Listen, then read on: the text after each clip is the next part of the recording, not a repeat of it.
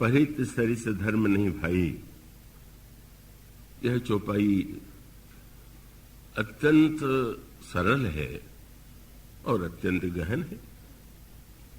और इसका अभिप्राय है कि उसका सरलतम रूप तो यही है कि बस जो भक्तों और संतों ने कहा कि भाई एक वस्तु देना चाहिए और एक वस्तु लेना चाहिए, और वो सिद्ध वाक्य आपने सुना होगा, देवे को टुकड़ो भलो, लेवे को हरिनाम।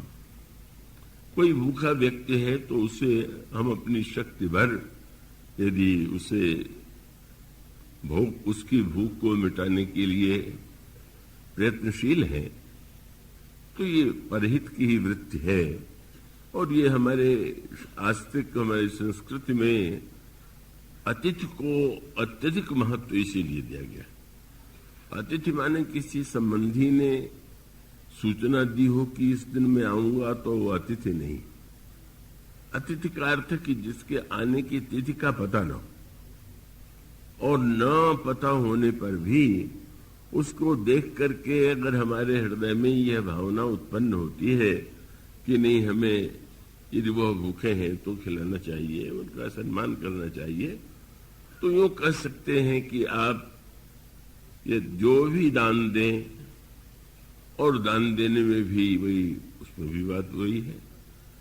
अब अगर कोई व्यक्ति दान को, मैंने कई लोगों को देखा, कई बार कलकत्ते में मैं अनुभव करता हूं, कई उद्योगपति ऐसे होते हैं कि अब ब्राह्मण को दान देना है तो अपने रसोइयों को दान दे दिया। तो मैं कहता हूं भाई रसोइयों को तो देना चाहिए, लेकिन दान श्रेणी में माने बस एक पंथ दुई काज, चलो दान का भी फल मिल जाए और साथ साथ भोजन बनाने वाले की प्रसन्नता से स्वादिष्ट भोजन मिले, तो शायद ये दृष्टि सही नहीं है, पूर्ण नहीं है। इसीलिए दातव्यमिति यद दानम दीयते अनुपकारिणे, दान वह है जो अनुपकारी को दिया जाए। जिसने आपका उपकार किया हो उसको यदि आपने दान दिया तो वो सर्वश्रेष्ठ दान नहीं। इसका अर्थ है कि ये नहीं कि ये दान नहीं है, पर दान का सर्वश्रेष्ठ स्वरूप यही है कि जिसने हमारा कोई उपकार नहीं किया उसको जब हम कुछ देते हैं तो मानो परहित शब्द की सार्थकता, जो अपना स्व है किसी किसी रूप में, और वो कभी कभी तो विनोद का और मानव स्वभाव का भी परिचय मिलता है मुझे। मेरी अवस्था जब थोड़ी थी, 14-15 वर्ष का रहूंगा, तो हमारे श्री हनुमान जी महाराज गांव में है, वहां रामायण पाठ करने जाता तो गांव के एक सज्जन आए, बड़े मिट्टी के बर्तन में लड्डू भर के ले आए। पुजारी जी नहीं थे तो उन्होंने कहा कि न हो तो भोग लगा दीजिए। मैंने लगा दिया। बाहर कुछ बच्चे एकत्र थे तो मैंने सोचा कि अब प्रसाद है तो सबको बांट देना चाहिए, लेकिन उन्होंने मुझसे ये कहा कि इसमें से आप तो एक ले लीजिए। मेरे लिए भी उन्होंने सीमा तो बना दी थी कि एक ही लेना है और अन्यों को मत बांटिए। मैंने कहा प्रसाद है तो बच्चे खड़े हैं, कहने लगे नहीं, बात यह है कि जब मैं बुखार था, ज्वर बहुत लंबा था, तो मैंने हनुमान जी को मनौती मानी थी कि हमारा ज्वर ठीक हो जाएगा तो आपको इतनी मिठाई अर्पित करेंगे। और संयोग से आज ही मेरे बेटी के घर में भी कोई समारंभ हो रहा है, तो भोग भी लग गया और बेटी के घर का व्यवहार भी पूरा हो जाएगा। अब आप बांट देंगे तो फिर हमको उसकी कमी पूरी करनी पड़ेगी। मानो मनुष्य का स्वभाव तो बड़ा अनोखा है, वो किस तरह से ऐसी बात सोचता है। पर सावधानी यही होनी चाहिए कि दान का अर्थ और पर शब्द का अभिप्राय यही कि जो दूर का है, जो अनुपकारी है, का उसके प्रति भी हमारे हृदय में यदि उदारता है तो वो उदारता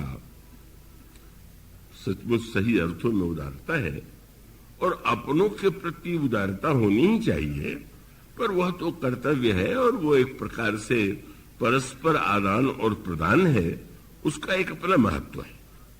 वो जीवन में उस पक्ष का कोई अनादर करने की आवश्यकता नहीं है कि जो अपने हैं व्यक्ति उनको कुछ न दे या उनका ध्यान न रखे, वो एक, लेकिन वो व्यवहार का पक्ष है। तो मैंने कहा कि परहित शब्द जो है बहुत गंभीर, जिसकी व्याख्या कई अर्थों में आपके सामने करने की चेष्टा की गई, और सरल रूप यही है कि आप सबके प्रति आपके हृदय में वो दूर का हो, दूर भिन्न जाति का हो, भिन्न व्यक्ति हो, और उसके प्रति भी आपके मन में अगर हित बुद्धि है और आप जो कुछ उसके लिए कर सकते हैं, जो आपकी सीमाएं हैं, उसके अनुकूल आपको कुछ न कुछ करना चाहिए। और यदि किसी के पास सामर्थ्य नहीं है तो कम से कम सम्मान के शब्दों के द्वारा उसका सम्मान तो कर ही सकते हैं। अपनी असमर्थता बताने में भी विनम्रता हो सकती है।